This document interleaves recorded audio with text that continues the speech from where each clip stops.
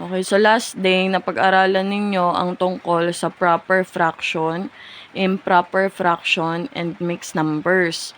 So yung nakikita nyo dito sa whiteboard ay mga examples ng proper fraction, improper fraction, at mixed numbers. So, kapag proper fraction, ang mga numerators o yung mga numbers sa itaas ay mas mababa kumpara dun sa denominators or yung mga numbers na nasa ilalim ng fraction line. So, sa improper fraction naman, mas mataas yung numerator, kagaya na nandito sa example, yung 5, 12, at 18. So, mas mataas sila kumpara doon sa denominators na 2, 7, and 3.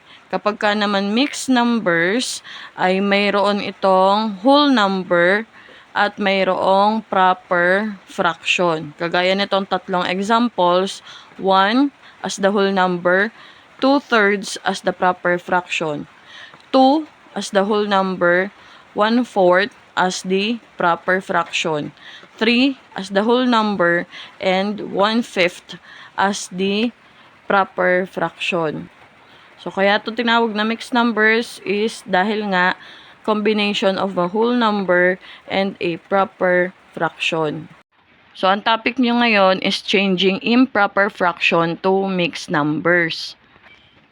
Again, sa improper fraction ay mas mataas ang numerator kaysa sa denominator. Kagaya na nitong ating example, 14/3 or 14/3. Okay, so paano nga ba natin ito gagawing mixed numbers? So, madali lang naman, tayo lang ay magdi-divide. Sa pagdi-divide, ang 14 ang ating magiging dividend and ang 3 ang ating magiging divisor. Again, yung 14 which is the numerator will be the dividend and the 3 which is the denominator will be the divisor. Ngayon, pwede na tayong mag-divide. So, ilang 3 mayroon sa 14? Okay, so table of 3, 3, 6, 9, 12. So, hindi na pwede ang pang 5 or ang 3 times 5 kasi aabot na siya ng 15. So, dapat hanggang 4 lang. So, 3 times 4 is 12. So, yun ang 12 ang ipang-minus natin sa 14. So, 14 minus 12 is 2. So, hindi ka naman na makakabuo ng 3 sa 2, kaya bali yung 2 is the remainder. Para ito ay maging mixed numbers, ang gagawin natin ay yung 4 ang magiging whole number, yung 2 na remainder ang magiging numerator, and yung 3 na pinang-divide ang magiging denominator. Yan. So, yung 14/3 na improper fraction ay naging 4 and 2/3 as mixed numbers. Another example is 22/7. So, 22 numerator, 7 denominator. So, pagka tayo ay magdi-divide, 22 will be the dividend and 7 will be the divisor. Again, kung ano yung numerator, that will be the dividend, and kung ano yung denominator, that will be the divisor.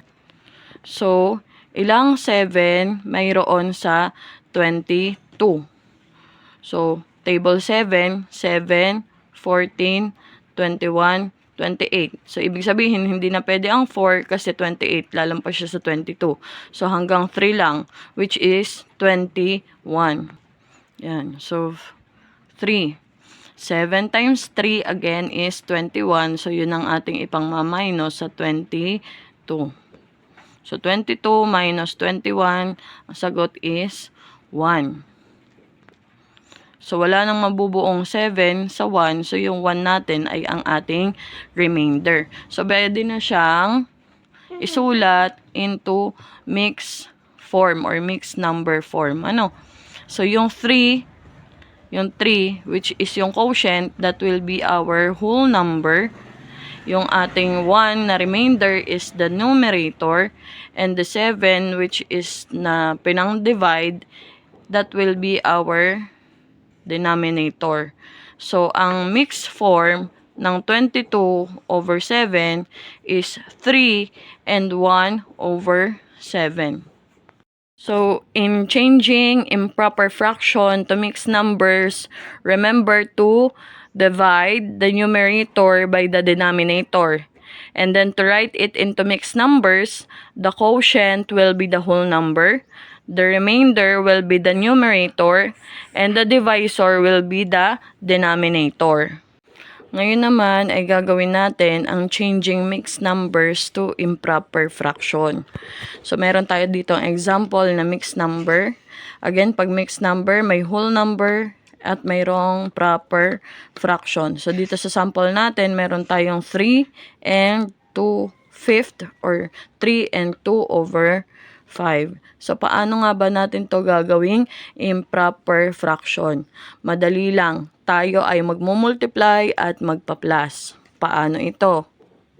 So, ang gagawin natin is imumultiply yung whole number sa denominator. So, magiging 3 times 5. At yung magiging sagot nila ay ipa-plus natin ang numerator. So, magiging plus 2. So, 3 times 5 is 15 plus 2, that is 17. So, yung sagot na 17, yan na yung ating magiging numerator. Ano ang ating magiging denominator? Yun pa rin given na denominator, which is yung 5 ko. Kopyahin nyo lang. So, over 5. So, ito na ang ating improper fraction. So, mula sa mixed number na 3 and 2/5, naging 17/5 siya or 17/5. Okay, so another example of changing mixed numbers to improper fraction. So, ang ating example ng mixed number is 4 and 2/3. Again, anong gagawin? I-multiply ang whole number sa denominator. So, 4 times 3. And then, i-add yung numerator. So, plus 2. Answer. 4 times 3 is 12. Plus 2 is 14. So, yung 14 na sagot, that will be our numerator. And again, you'll just have to copy the denominator, which is the 3. So, yan na. Improper fraction. So, from mixed number na 4 and 2/3, naging improper na siya, improper fraction na 14/3 or 14/3. So, remember, in changing mixed numbers to improper fraction, the first thing you do is to multiply the whole number to the given denominator, then add the numerator. And the answer from that will be the numerator, and you just have to copy the given denominator.